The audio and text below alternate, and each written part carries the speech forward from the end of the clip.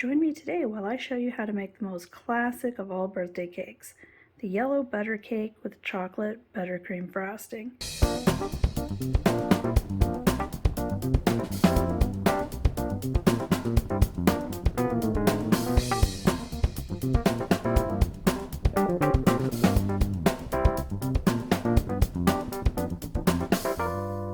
Hello and welcome back.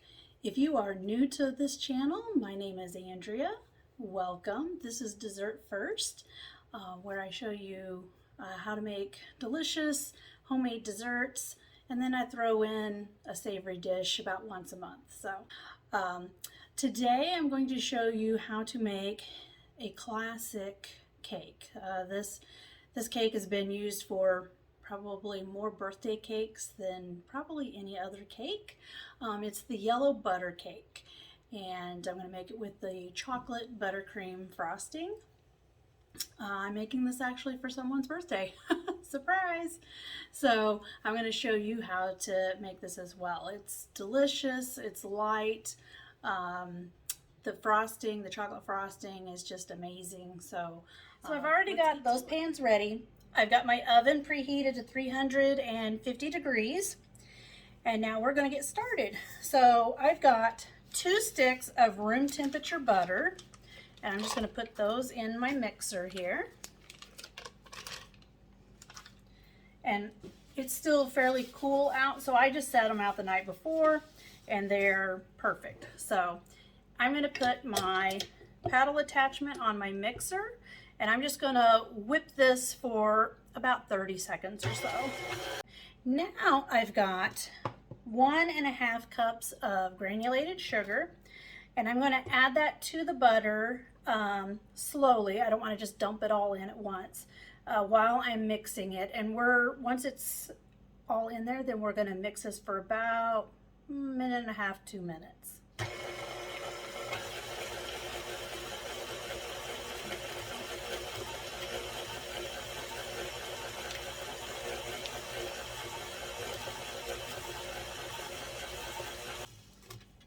All right, so that has whipped, and it has definitely gotten a little lighter in color. So it's not quite as yellow. So we are good there. Now we're going to incorporate our eggs. So let's just scrape this down. There we go.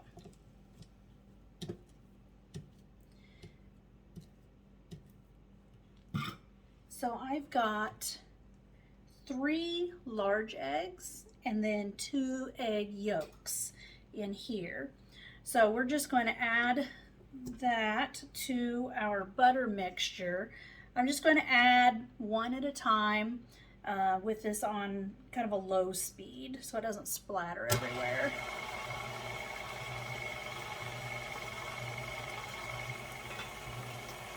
So we are going to scrape the bowl down a little bit, just because it doesn't always get all the way to the very bottom.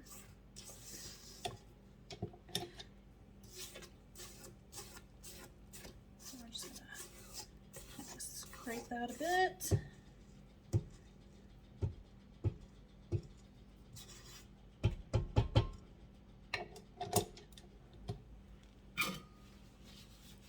And now we're going to add our vanilla.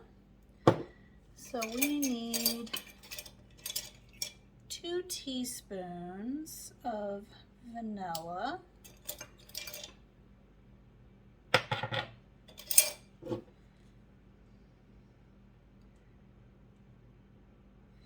I knew that one was almost empty. So there's 1 and 2.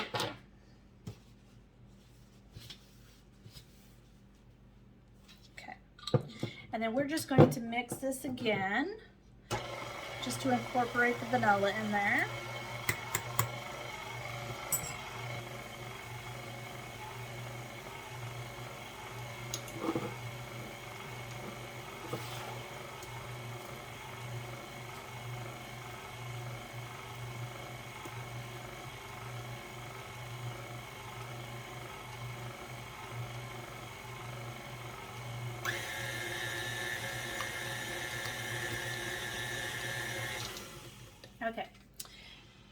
Now we're ready to work on our dry mixture. So in this bowl, I have 3 1/4 cups of cake flour. Now, typically, I don't use cake flour for cakes too often. I usually just use all-purpose flour and then add a little bit of cornstarch. So you can actually take, it's about 1.5 tablespoons of flour. So if you measure a cup of all-purpose flour, dip out 1.5 tablespoons of it, and then add 1.5 tablespoons of cornstarch, then you should have something very close to cake flour. Now, I do that quite a bit in some of my cakes, and it is not an exact conversion. It's good. It does lighten your cake up a bit, but it's not as much as actual cake flour. This cake, I want it to be light. You know, growing up, especially in the 70s and the 80s, you know, yellow cake just came from a box, and that's just what we were used to as far as the texture and the crumbs being light and airy and moist. And you're just not going to get that with just all-purpose flour. So use the cake flour and it will be much closer to that, but still be have a little more firmness to it. So 3 1/4 cups of cake flour. I have measured and sifted it. And then I am going to add 1 tablespoon of baking powder to that. And then let's go 3/4 of a teaspoon of salt.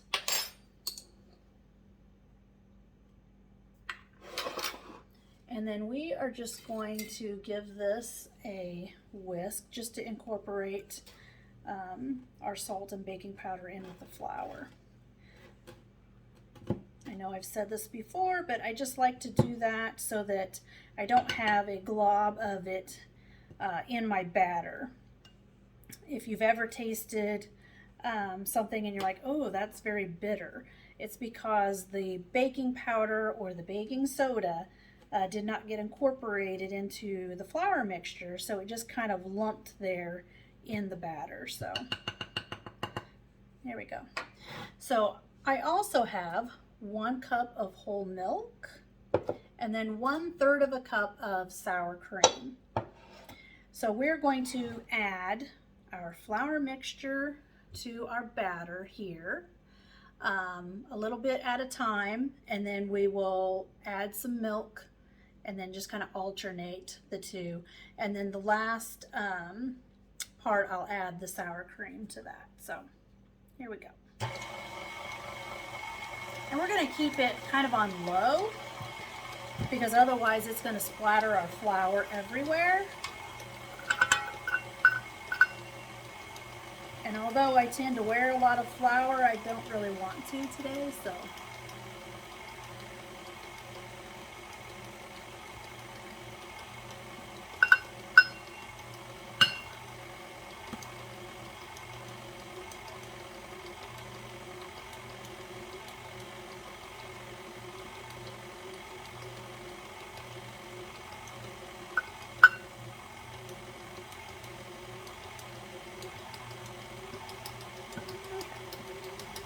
So I've added about half of that flour. So once it gets incorporated here, then I'm going to add some milk.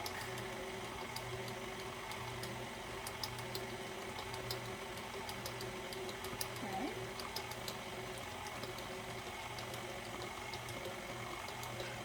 So that's about half of the milk. And we'll just let that get mixed in.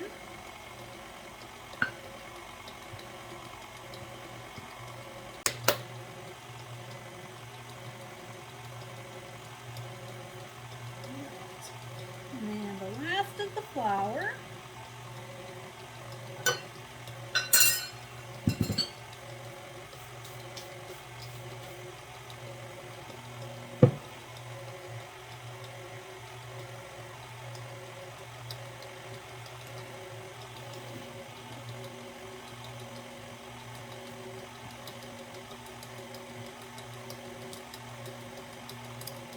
just going to add our sour cream.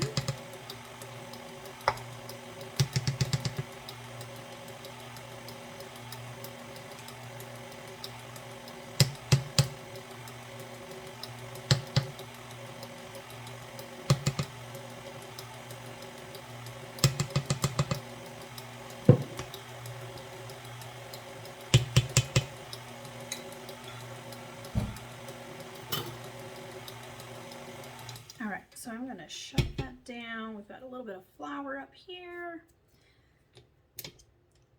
And I'm just going to scrape down the bowl because we have some on the sides that just isn't mixed in. So we'll get that in there. There we go. And give it one more go around.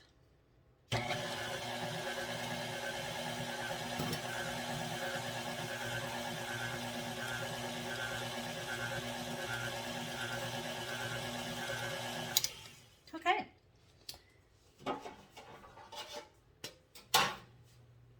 So I've got my sheet trays here, and we're just going to divide our batter between the two pans.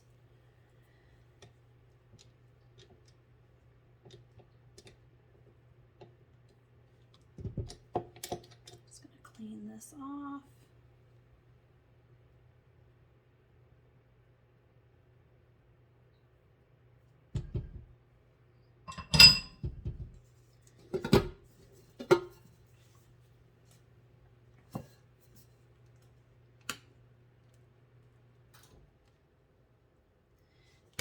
Grab the other one here.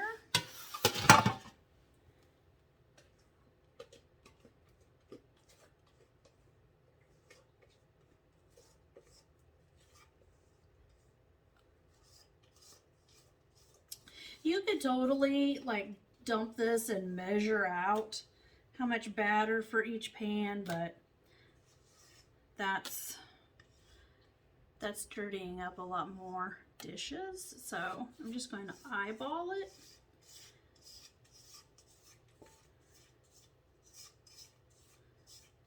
Once you've made them enough, you kind of know. You just know. So we're just going to wrap this around there. And then just up against your sheet tray, and that will hold it there. And we'll just do both of these the same way. All right, I'm going to put these in the oven, 350 degrees. It's already preheated. We're going to bake these for 25 to 30 minutes. At the 25 mark, I will check it with a toothpick. So when I insert that toothpick and pull it out of the center, I want to see very little crumb stuck to the toothpick. It should actually be a crumb. If it comes out and it's still batter, then you need to leave it in at least another 5 minutes. So if it comes out completely clean, it's totally done. It might even be slightly overdone. It will still be okay. So, all right, so our cakes are done baking. I have pulled them out of the oven and let them sit here for about 5 minutes just to cool. I have them on a cooling rack here. I've also used just an offset spatula knife here just to kind of run around the edge. You could use a regular knife. I just like the offset spatula because I can actually get straight up and down, and I know as I go around I'm not cutting into the cake. So, but a knife works just as well. These did bake for 35 minutes, so I think it's about time to check the temp of my oven just to make sure it's still baking at the right temperature. So, and you can see that they are pretty level. I'm not going to worry about them right now because I'm going to wrap them up and put them into the refrigerator. So since these are still pretty hot, let me set this one over to the side. And I'm just going to take some plastic wrap. I'm just going to lay it right on top here.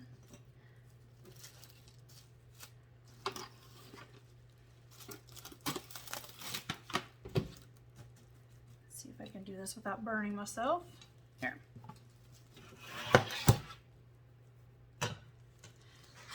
There we go.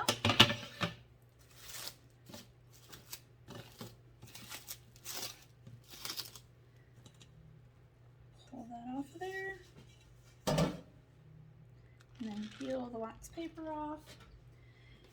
And you can see what a nice tall cake layer that made. So we're just going to wrap it in plastic. Don't pull your plastic real tight just because it will pull your edges in and it could misshape your cake. So just gently kind of wrap it around. We're going to put another layer going the other direction, just so that we know that it's covered well. And that's still pretty warm. So usually what I do here is just take another little sheet tray and just flip it over like that. And then I can wrap this side.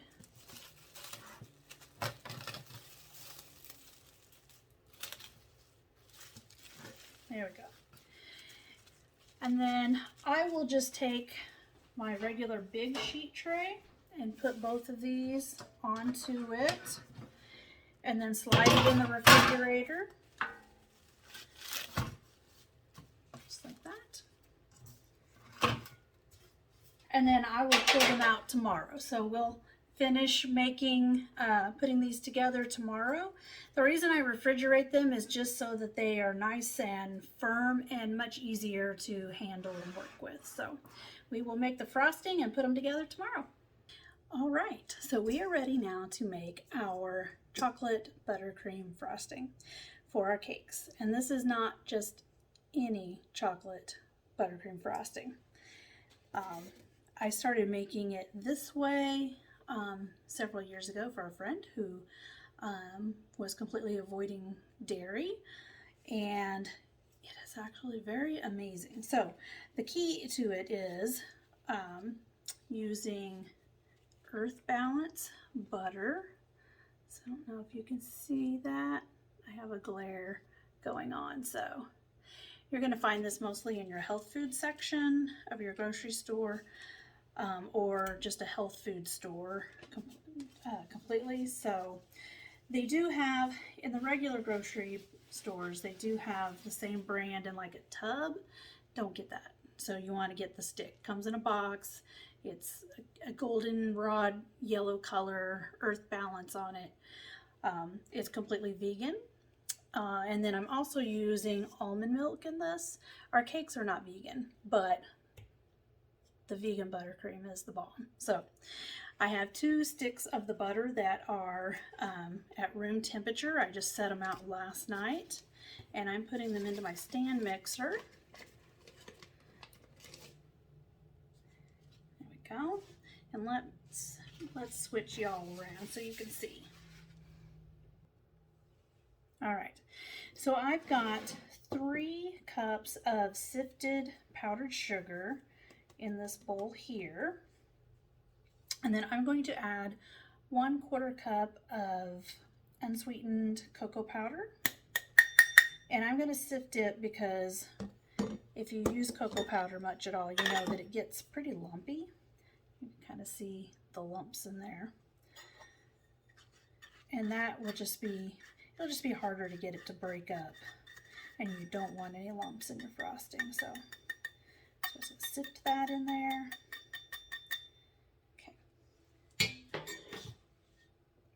And I've got a reserved cup. I will probably add a couple more cups of powdered sugar to this, but I want to start with this first. Okay, so in the mixer is our 2 sticks of room temperature vegan butter. And I'm just going to heat this.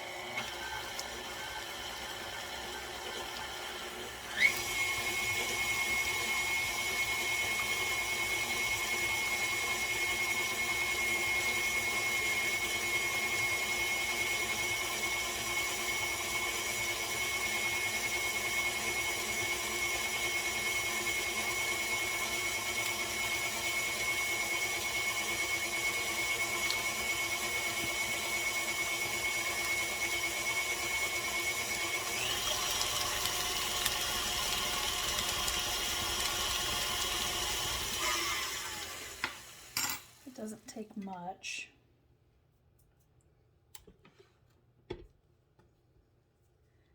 Just gonna scrape it down, get it off of the sides.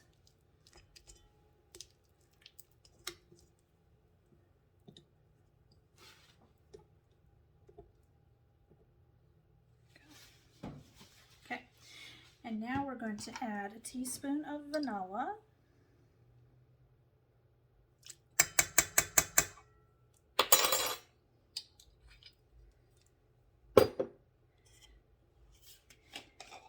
And then 2 tablespoons of almond milk.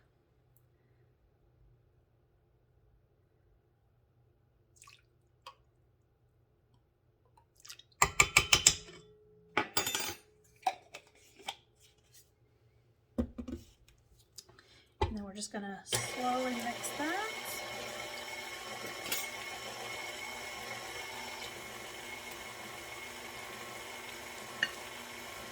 And now I'm just going to add some of our powdered sugar and cocoa powder mixture here.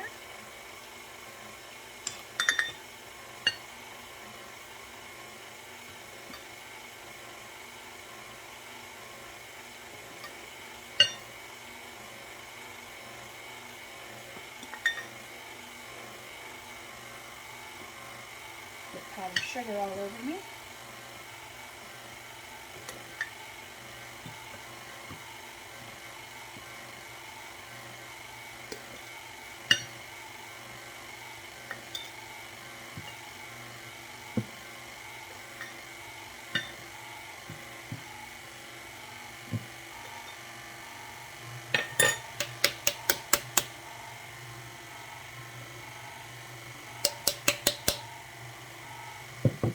Fairly thin. Now this would be perfectly fine for some desserts. It just really depends on what you're using it for, but I want mine to be a little more firm. I'm not going to pipe it, but I just need it to be a little firmer than this. This could cause your cakes to slide around. This would be fine if you had like a sheet cake where it's just one layer, but with layering cakes, your top layer could slide off of your bottom layer, and we don't want that. So I've sifted another cup of powdered sugar. So right now that is a total of 4 cups, and I'll probably go ahead and add a 5th one, but we'll see.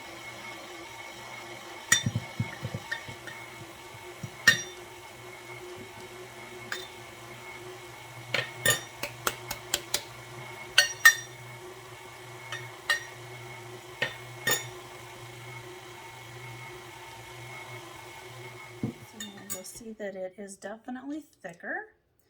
It's still fairly soft.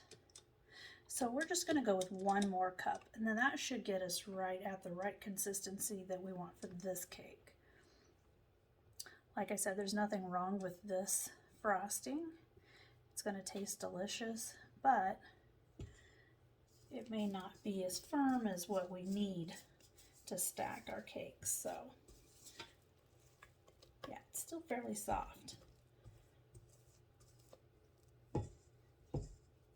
Okay, so let's sift 1 more cup, and that should do it.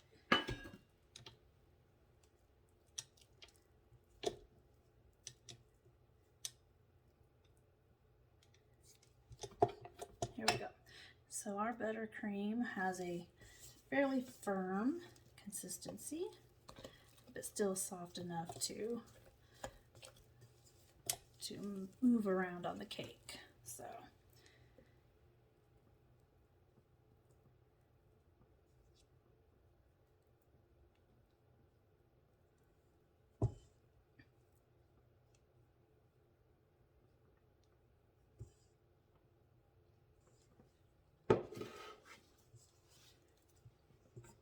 okay, so I'm going to grab a spatula. I like this straight spatula. Sometimes I will, if I'm doing smaller things, I'll use this offset spatula, but this one's a little one. I have a bigger offset spatula, but I really just prefer the straight one. So I've got my turntable cake stand right here, and then I've got a cake board that I covered in some foil. And you don't have to do that, but I have found at least this particular batch of cake boards that I have, as soon as anything with butter touches it, it just discolors the oil in it. So, and I don't think that looks very good. So I covered it in foil. Remember, we wrapped our cakes in plastic wrap and then refrigerated them overnight. So I'm just going to unwrap these.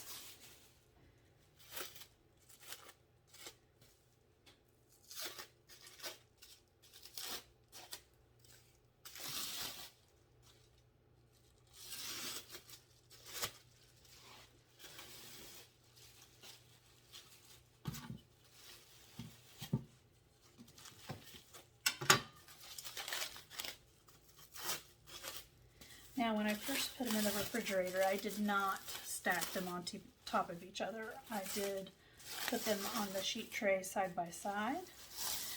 And then after several hours, and I needed some more room in the fridge, then once they were fairly firm, then I just stacked them on top of each other. That way, the weight of one wouldn't crush the other one. So, all right. This one has a nice flat top, and the bottom looks really nice. Let's see how this one looks. So I'm going to make this one the bottom. So what I'm going to do first is just take a little dab of my frosting, and I'm just going to put it right here in the middle of my board, and that's going to help to make sure that the cake doesn't slide on the board. So it acts as glue. So we're just going to put it on here and try to make sure it's as even as possible. There we go. Okay.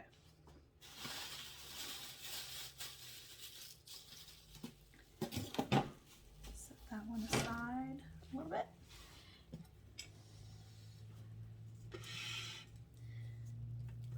And then we're just going to take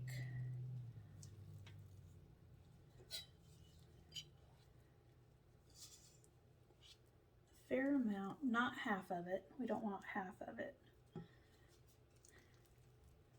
And we're just going to spread it on. Because you've got to remember, when you do the top, you need more than half because you have the sides to do as well. So don't use half of it for the middle. And I'm just kind of pushing it out towards the edges. That way it kind of helps having to fill in the gaps. You'll always have those fills that you have to do. Okay.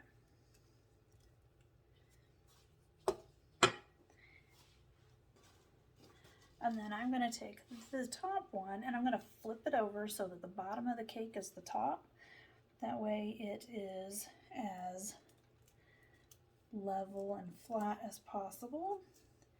I just want to make sure this is as even on there as I can and looks level. Okay.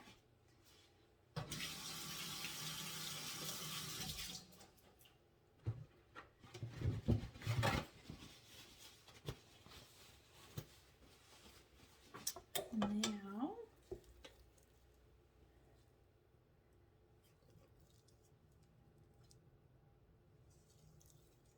and you can see how great those wraps did on the cake when they were baking, because I didn't have to cut anything off.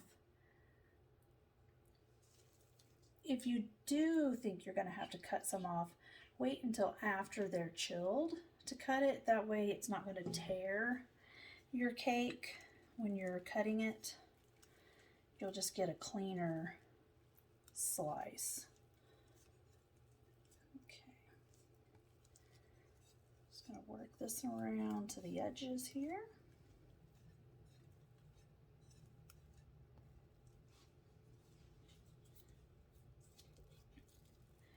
usually what I like to do is just dump most of it on top and then work it down to the sides.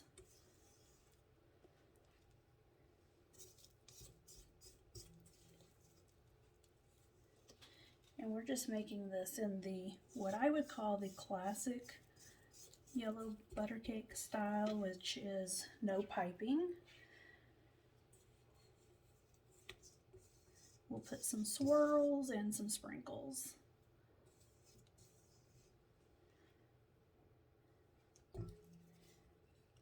All right, so that's the rest of the frosting. So I'm just going to work it towards the edge and just kind of let it start to fall on the sides.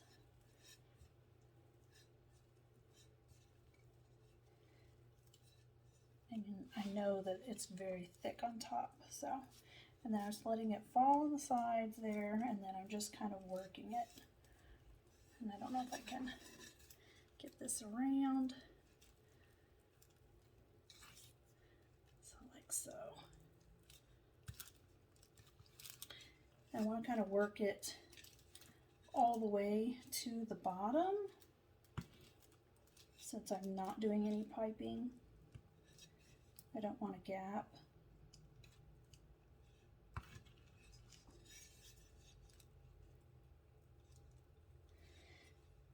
Now you could have done a crumb coat on this, which would have been a thin layer of frosting just to capture any crumbs, and then chilled it for 10 minutes or so, and then put another coat, your finish coat on it. But with this design I'm doing, I didn't really need to do that, so. All right.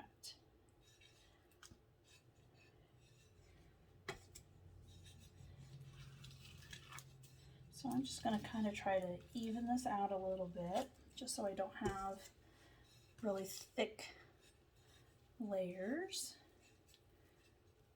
Make sure this is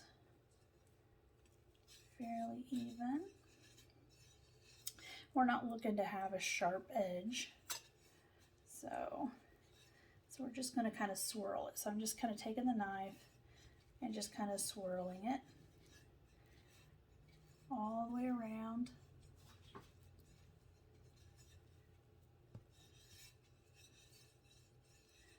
No real rhyme or reason to it, just swirl it. And then I'm just going to do the same thing on the sides.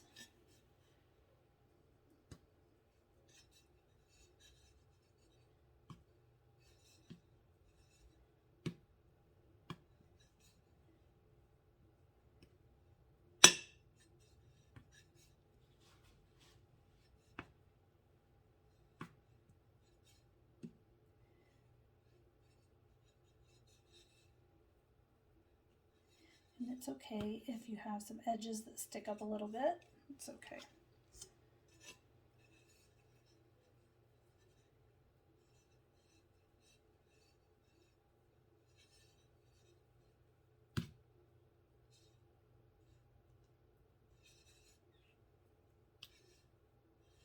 Okay.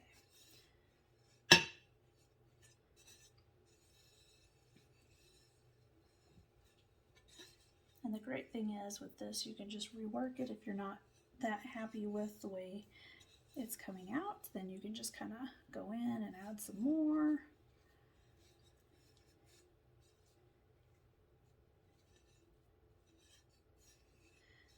This is just how I remember cakes looking when I was a kid. All right, so traditionally, the way they looked was they would add these sprinkles, these little tiny colorful beads. That's what I always remember being on a yellow butter cake. But I like these. These are a little bigger, so that's what I'm going to use. So still gets the same effect, so I'm just going to sprinkle some on the top. Just like that.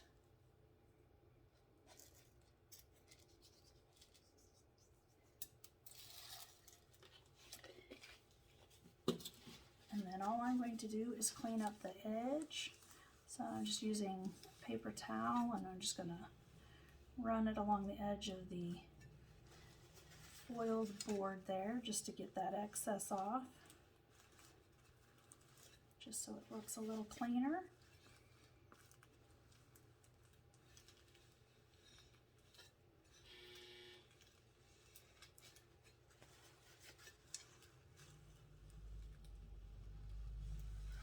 And there you have it. That is the classic yellow butter cake with chocolate buttercream frosting. If you like this video and you want to see more, just hit that subscribe button. Go ahead and share it, comment, like. Any comments that you have, I'll be happy to answer your questions and converse back with you. So I hope you enjoy, friends. Thanks. We'll see you again later.